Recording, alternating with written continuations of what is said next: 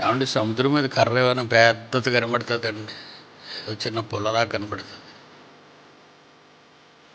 సముద్ర తీరాన్ని ఉన్న మోషే ఒక చిన్న మనిషిలా కనబడతాడు, పురుగులా కనబడతాడు సముద్రం పక్కన. అలాంటి సముద్రం ప్రక్కన నిలబెట్టి దేవుని యొక్క మహాబలాన్ని చూపించబోతున్నాడు అక్కడ. ఆయన బలం ముందు ఎర్ర సముద్రం పాయలవటం పెద్ద పనే కాదు. సముద్రాల్లో ఎర్ర సముద్రం చాలా చిన్నది.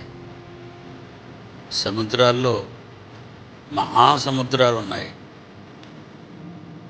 ఆ మహాసముద్రాల్లో పసిఫిక్ మహాసముద్రం అన్ని సముద్రాల కంటే అతి పెద్దది, లోతైనది. ఏదైనా పాయలైపోద్ది. ఆయన దృష్టికి ఏదైనా పాయలైపోద్ది. ఆయన మాట చెబితే చాలు.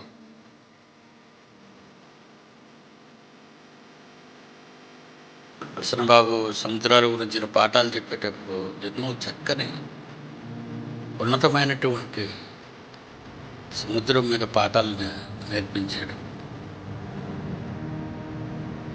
సముద్రాలన్నీ ఆయన చేతిలో ఎలా ఉంటాయి ఆయన కాళ్ళ కింద.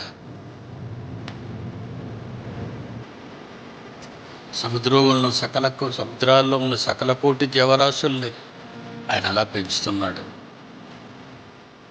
ఇక్కడ ఎర్ర సముద్రం ఒక లెక్క. ఎర్ర సముద్రం అనగానే మరీ చిన్నది అనుకోకండి. బంగాళాఖాతం పక్కన మన సముద్ర తీరాన్ని నిలబడితే ఎలా ఉంటుందో అలా కనబడుతుంది.